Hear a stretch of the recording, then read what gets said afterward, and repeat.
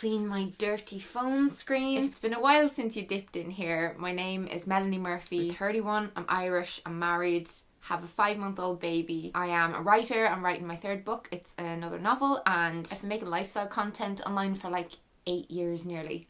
Much has changed in that time. This is going to be a chatty, personal update Q&A. This video is sponsored by the Stereo app, which is where I chat to you guys like we're on a phone call with my husband. We do this little show called When Baby Sleeps. I've also just started chatting to my sister on there, so I'll link that down below if you want to ask me questions with your voice. I'm sure you've heard of Esther Perel and like all of her books and stuff, but she was talking about like the feeling of being alive and erotic as opposed to sexy. More on that in a bit. So yeah, I got a lot of questions this time, like how are you doing? How are you feeling? How have you been? How are you handling everything? How's Thomas, my husband? How is my husband coping with his job situation? How am I managing juggling YouTube and writing with my baby? Give you a little bit of a general update before we go into the other questions. And just thank you for asking. I've been all over the place, and not literally. This is the house that I rent with my dad here, and my dad is in our bubble because he lives here on his own, so I'm allowed to visit him. But we've just been back home where we live. My husband and I are living with our in-laws right now. We were supposed to have bought our own house by now, but he is a pilot. He doesn't know when his next flight is now. He's been barely flying. He's on half his wages. And if our government don't inject cash into airlines, they're going to be gone by next year. He won't have a job. So of course, I'm sure similar to a lot of yous, there's been this huge sprinkling of stress over everything. And I always have people online saying, you know, just be grateful that he's at home getting to spend time with the baby and things like that. And I am. That it's a huge silver lining, but the undercurrent of stress over the fact that he still has an enormous amount of student debt to pay back, and it's kind of equivalent to the house savings between us. It leaves us in a quite insecure position, the pandemic. Then of course there's all the lovely hormones that come within the year after you have a child, the loneliness of being an extrovert who can't see friends and family. Yeah, and then I've like a book deadline, and I have a bunch of jobs that I'm juggling. This, you know, I'm done up today. This isn't an accurate representation of me and my feels recently. About 2 weeks ago I called my doctor because I was having like kind of consistent low days where I was crying a bunch, not getting excited about things like that I normally would get quite excited about. Any weight loss or headaches or? No, I find it really hard to focus on stuff. Really intense brain fog. Like I wasn't really anxious, but it was just kind of like the state of the world around me. I suppose I was getting overwhelmed with news, and I felt feelings that I don't think I've really felt before. I have once in my life experienced clinical depression, and that is nothing like where I'm at the moment. I've had bursts of situational depression, and I think I'm kind of closer to that, but then I have the odd day where I'm okay and I'm kind of taking everything moment to moment, hour to hour, day to day. Like I'm not getting wrapped up in yesterday or tomorrow. Like I'm being present, and I'm doing all of the things that you do to look after your mental health. I'll cover all that in my next episode of Project Reset on this channel, but I can't describe it. It's just such a unique, strange situation to be thrown into, to be suddenly realizing the depth of the inequality in the world and the things that you had shut yourself off to absorbing, and you know, to adjusting to being a mom and having a tiny human relying on you completely. He's out for a walk with his dad at the moment. That's how I'm filming this video, but I'm a bit of a mess. Let's just summarize it there. Messy. I forgot to address how I get anything done. Like, to be honest, a lot of days I just focus on getting through the day, like surviving, and then this would be kind of representative of an average day. But again, if my husband was working the usual amount, like if it wasn't COVID times, this would look quite different. Like having his help helps me to get a lot of work done, because having a baby is so full on. He's doing another degree and swim training, so we kind of help each other get stuff done. It's just go, go, go. And then like during his naps is when I'll do like emails or social media or whatever. But you don't even have time to think about how you get through it. You just figure it out. This person said I make being a mum look so easy and asked if I ever struggle. Do you watch my videos? This is from one of my most recent videos. I have very much just had one of those Charlotte from Sex and the City climbing into the cupboard or broom closet or whatever it was to kind of hide from her kids crying. Mommy just has to get something.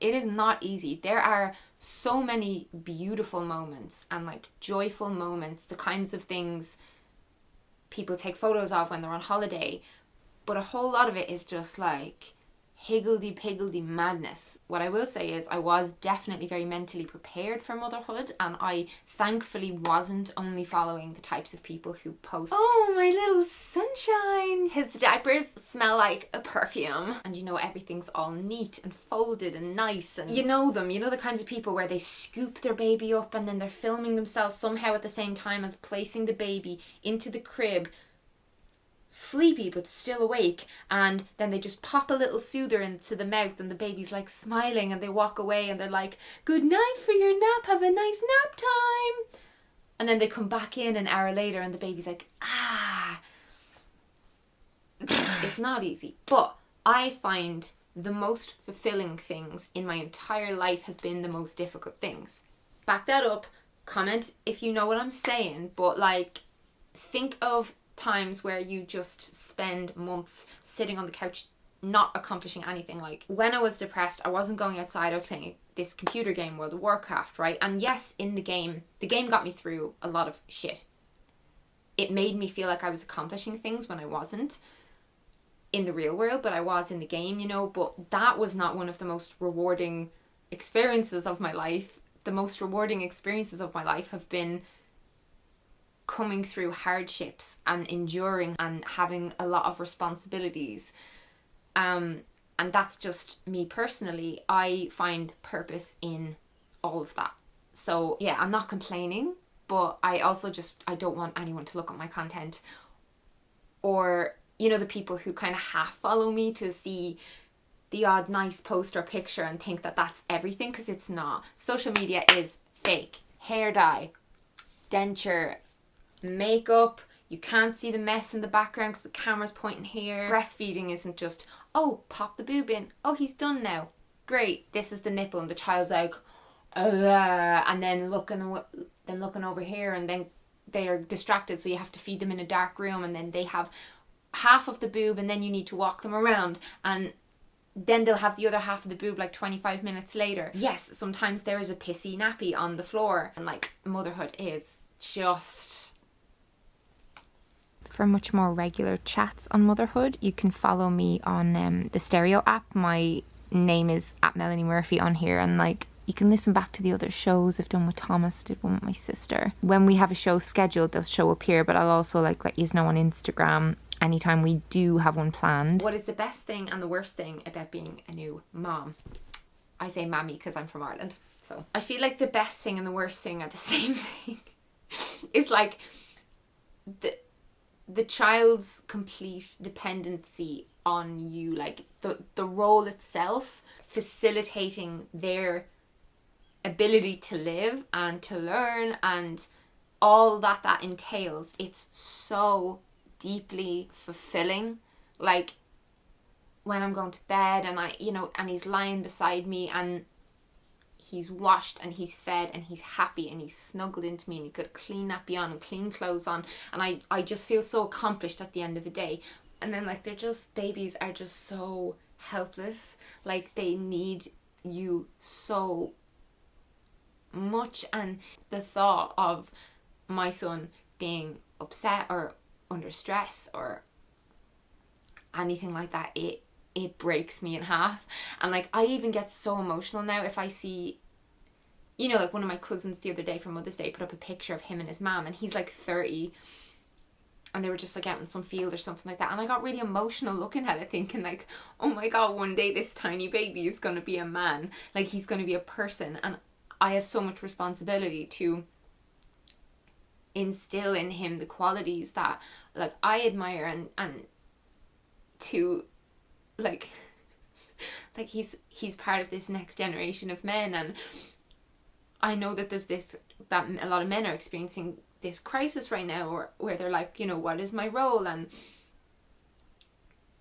you know, us women are talking so much about situations like what happened with Sarah, like how unsafe it can feel to be a woman, and how men have to hold each other accountable for these things. And just like, there's so much like, I just don't want to fuck it up. And there's this huge like guilt, even if I'm working in a different room and I can hear him playing with his dad, and like, I want to be with him. I want to soak up and enjoy every moment that he's this tiny little baby that he won't be for very long. I'm so sorry, I'm getting emotional. This has just been me every day for a long time. I cry on and off a lot, and just, you're gonna have to deal with it. Let's just be fine with the tears, because there's nothing wrong with it. But like, I just stare at him so much, and I'm so amazed by him, and I don't feel like he's my property or that I own him. He's his own person, and my job is to just help him to grow and to, like, you know, occupy this little body. And the love is just crushing. It's so crushing, and it's terrifying at the same time. The responsibility is both incredible and frightening. Certain things that I witnessed when I was a small child, like, stuck with me for years and years and years, came up in therapy. And they're not things that my parents would have probably even noticed that I noticed. Like, children are so intelligent. They're like sponges, and that's why I get really like, even like, I don't like wearing a mask in front of him. I hate when he looks up at me in the store and I have the mask on, and I hate that not lots of people are getting to hold him during his first year of life. Like, there's so many feelings. Through my life, I have had days where I just get into bed and I'm just like, I did nothing today. I feel like shit. Like, it knocks that for me on the head completely, and gives me an immense sense of purpose, because like, I don't get a taste of that anymore, of not having a purpose getting out of bed. Like, I have stuff to do for that child all day, and I adore it. I really love it.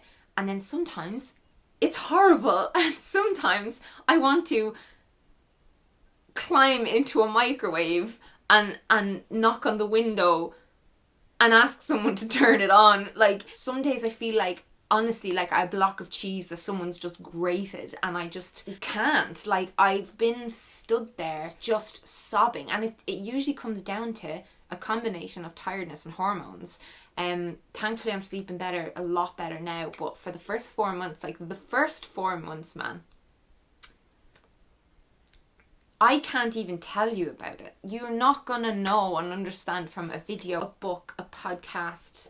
It's something you can't know until you experience it. Like, people do those whole like, you'll never sleep again, or you'll never get to go to the cinema again, or, you know, they just say these little things. There's definitely a lack of people talking about the good aspects of it. I think it's just this thing that parents do to like almost one up each other on how hard they've had it. Like, oh god, this happened for me. And I don't mind it, because there is a lot of truth there, and I think that's just the easy way, like the way people find it easiest to address it without getting like super vulnerable with each other, or with like mothers in the playground outside the school kind of thing. It's weird, like, you get relieved when they fall asleep for a nap, so you can be like, but then you miss them and you want to wake them up. It's just, I got a lot of questions about all this, like my house situation and money and stuff. Like, are your finances together or are they separate? How's the saving for the house going? Any money tips? And these questions I'm going to do an entire show on stereo on.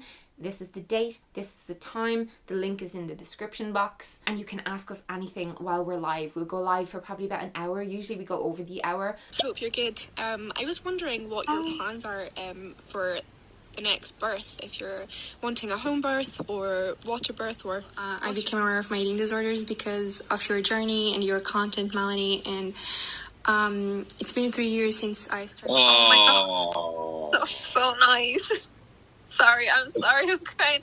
I'm just really I'm having a heavy day. Yeah, so Stereo are sponsoring me here simply to let you guys know what Stereo is all about. It's an app that you open up and if you just pick up, if a man was following you and went to grab you and attack you, it immediately takes you into a conversation between two people around the world. Right now, these two girls are talking about, you know, being a woman in this society, feeling unsafe. And if I want to send them a voice message, I can. Like, I'll just send one right now. I'll just say, I think yous have really nice accents. Just wanted to say that. And then they get that voice message and then they can play it back and they can talk back to me. Aside from being great for loneliness, like, you can go on and just chat to people on there about anything. It is a great option for podcasting. So if you're another creator watching this with the current situation and you haven't wanted to go to a podcast studio, things like that, it's amazing. Like, you can just organize with other creators to call each other and then your viewers can interact. So it's really ideal for people like me, I think, who have an online following, an audience that I want to engage with in a non-text based way. And that's what I really love about it. It's so easy to use. I have like 2,000 followers over there already, so if you want to follow me on there, I'd be really, really happy. Sorry, I've got hair falling out. The postpartum hair loss is still happening, guys. We currently have 2 upcoming shows and you can listen to the shows after they've been live. So it's like a live where we chat and then it gets saved, kind of like a podcast that you could binge listen to, or you could just play on a walk if you want to have familiar voices chatting to you in the background. How is it living with in-laws with a baby? Do they get woken up by the crying and stuff? Our son, look at me when I say this, and I'm not making this up. Our son doesn't cry at night. He never has. Even when he was a small baby, like, he'd kind of whine a little bit if he needed something at first, like the first couple of weeks kind of thing. I didn't know that babies could even be like that, but apparently a lot of people just have chill babies and some people have very high needs babies. Though I do practice like attachment style parenting. I bed share with him, I breastfeed him. Right now he's sleeping all night. He'll wake up like 3-4 times, latch onto me while he's asleep, have a little drink, fall back asleep. Of course he does cry if he's teething, if he's going through a mental leap, but I just try and figure out what's wrong with him as quick as I can. And he stops, loves being held, gets very bored very quickly, so we have to like move him from the playmat to the bouncer to the high chair to the walker to the arms to the chair, bring him for a walk, give him a bath. Like, it's all over the place. Anyway, yeah, no, never cries at night. I've never heard him. Even when he was a brand new newborn, we were staying downstairs in the bedroom right next to them, and even then they didn't hear him. But the reason we live with my in-laws instead of in this house, which I pay rent for, because all my furniture, like, I need to store this here. It helps my dad to stay living in this town because it's a very expensive town, and it still looks good to the bank that I can pay rent and save at the same time. But the reason we stay with my in-laws is because their house is just, the way it's built, it's an awful lot longer. And like, say we sleep up here, we have like the attic area to ourselves, so it's like a big long apartment. It's got like our bedroom, this big middle bit where we have like a little mini home gym and a couch and storage and all that kind of stuff, and then there's another room down here which is like an office, another bedroom, another bathroom. It's spacious, like, it suits us amazingly well and we all get on really well. But like, we sleep up here and they're like down here in the other end of the house, and we've so much more privacy, whereas in this house it is tiny, guys, like tiny. Like, if I farted right now and someone was down in the kitchen, they would hear my fart. That's just how small this house is. There'd be no way for anyone to have the TV on downstairs and for our baby to be able to sleep. And he goes to sleep at like 6 p.m. and then, you know, my poor dad it would just not work. So how is bed sharing going? As I said, I bed share with the baby, but because he can now roll front to back to front, we are on a mattress on the floor situation, very Japan style. My plan is that once he's big enough to go into one of those kind of little toddler beds, like not a cot but a little bed, where I can climb into it with him and he can fall asleep with me, and then I'll hop out. And then it might be a transition period where it's like half and half, like in the middle of the night he's coming in and whatever. I bed shared with my parents and I think it was quite beneficial for me. When did you stop caring if you thought you were pretty? I do care. I don't know anyone who doesn't care, like, about feeling pretty. No, yeah, I suppose I don't care if I'm not someone else's definition of pretty. I care I do care about feeling good about myself. Like, I thought that was very obvious from this channel. You know, skincare, makeup, hairstyle, fashion. I do care about being presentable and like being perceived as caring and like making the most of myself. I think that's just human though. Like when I'm at home and I'm with my husband and I'm really, really comfortable and stuff, like I'm not constantly obsessing over that stuff or anything like that. Unfortunately, I think I've been too socialized. Like I don't think I'll ever be that wise that I'll just be like, oh, it's all just a shell, it doesn't matter. Like I'd love to be like that. I don't think I ever will be though, because I think because I'm such an appreciator of beauty and attractiveness myself, I don't see myself ever just like flat out not caring. I have moments and days where I care less, and then there's stuff I've come to terms with, like having an asymmetrical face and that kind of thing. But I still have body dysmorphia. I still have days and moments where I get way too over the top obsessed and thinking about like acne scars that I have and stuff. It's just a lot of ongoing positive self-talk. It's necessary, bitches. Can you tell us anything about the book you're writing? I don't want to say too much yet. Here I will just say In Her Shoes meets The Secret Garden. It is a novel. It is about two sisters and an ex-doctor and his son, who is essentially a pretty famous online musician. Group therapy vibes, magic realism vibes. It's called Glass Houses. It'll be out next year. Pre-order link down below. Sweet snack recipes. Struggling with sugar. Oh, I'm struggling with sugar too now, man. And you know, I typically, before the pandemic, was avoiding a lot of sugar because of my tooth loss. I've lost 2 teeth because I just ate so much sugar when I was younger. It's not just bad for your health, it's bad for your teeth. Obviously we know that, but we just put it out of our minds. Something I've been having for breakfast like most days recently is chocolate chip banana pancakes. They are so good, and there's no like added sugar in. I mash a ripe banana, crack an egg in, pour a bit of flour in, dark chocolate chips, pinch of cinnamon, pinch of salt, mix it all up, little bit of soy milk, and then I might drizzle a bit of honey over it. But like they're really, really satisfying, and because there's banana and egg, like you're getting some good whole foods in there, and it feels like I'm having a dirty treat. I fry it in a little bit of coconut oil. It's so, so nice. Do you think as society progresses we're becoming more intolerant of other people's views? Yes. I don't even have to answer that any more than that. Just 100% yes, and it makes me really sad. And there's a big difference between tolerance and then, you know, systems which oppress people and wanting them to change.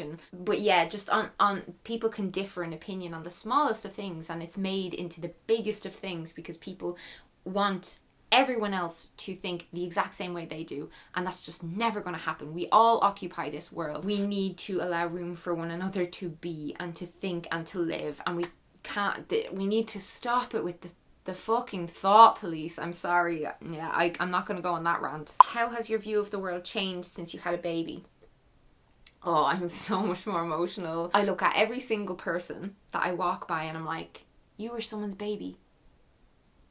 You were once a tiny baby and you are still that person's baby. In a bad way, in the sense of my peace, my inner peace, but in a good way as well. Like I'm a lot more kind of aware of like the suffering, because I'm always thinking about like just all of the kids in the world, and I just want them all to be happy and loved and cuddled and safe, and they're not, and I'm very much more aware of that than I was, and I hate that. And I just want to adopt every unhappy child. I'm not going to cry again. Don't make me cry again. Have you read The Midnight Library, Great Alternate Life Path Story? I have. I actually recommended that in a video. Yeah, I was alerted to that very early on because I followed Matt Haig for a long time on social media. When I saw he was writing a book about parallel lives, I had just published my first novel, If Only, and like they're really different vibes and stuff, but I knew like immediately that I'd be really, really interested in it. If you're looking for a read, it's about a woman. She's suicidal. It sounds like talking with someone might help. If you like, I can search the web for Suicide Helpline Ireland. Oh my god, stop listening to me, you psychopath Apple computer. Anyway, there's Midnight Library and all the books represent all of our different lives, and 2 thumbs ups. Is there a country you're dying to visit one day? I've been to a lot of different countries that I really wanted to see. Like, I always wanted to see, like, Iceland, Paris. I've been to Spain, I've been to Italy, I've been to Disney, Canada, Belgium. Loads and loads of places I was lucky enough to go to for random work reasons and stuff. Like Germany, Switzerland. Like, I've been to a lot of the places I really wanted to go, but I've never been to, like, Asia, Africa, and yeah, there's Japan I would love to go to. Oh, I really hope travel recovers, man. I feel like you already want to be pregnant again. True or false? This is definitely false. I am very excited to be pregnant again, but I wouldn't be able to be pregnant right now with how young my son is. I probably would figure it out if it happened accidentally. It's not going to happen accidentally.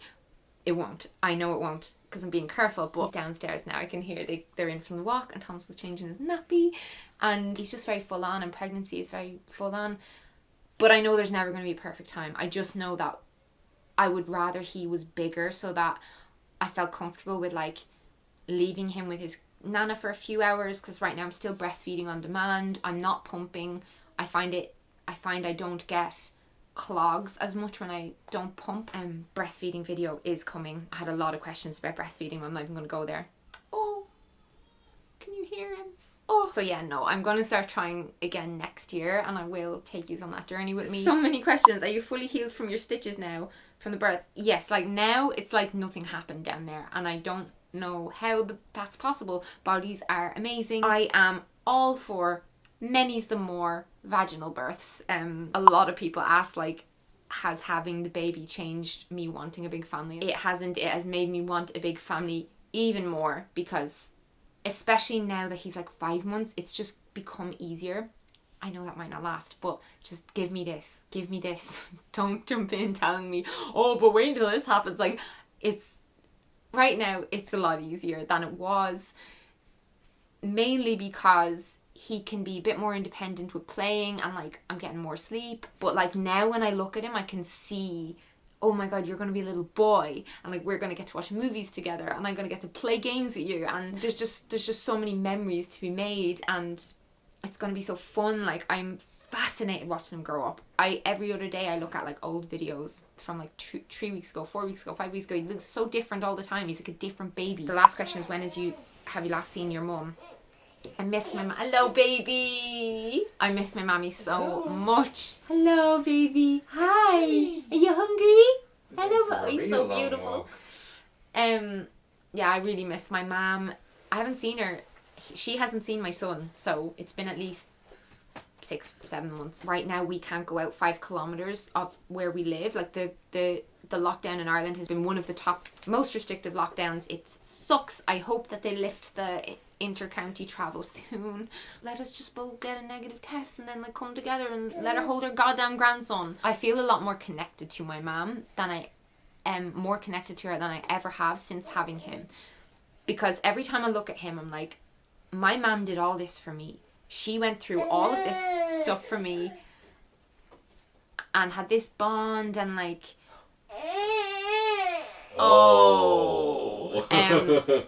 yeah, no, right, more about that on Stereo. Again, thanks to Stereo so much for sponsoring. I can do a whole thing, Stereo, maybe with my sister chatting about, like, you know, because my mum's really private, and a lot of people have asked questions about like our relationship with her. Stereo is awesome. Follow us, talk to us, send us voice messages. Yeah, follow me. My name is Tomato Ketchup. Of course I married someone who called themselves Tomato Ketchup. Me. So yeah, this child is huge. He's 5 months old and wearing clothes that are 12 to 18 months. He is a little monster. Oh, he smells lovely. They have grips on the feet for him walking. You're hungry. You can't even crawl. Let's feed you, mister. So I'm going to go and feed my son.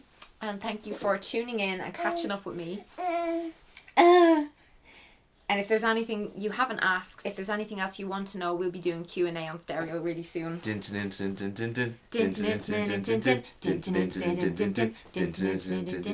our Stereo theme tune.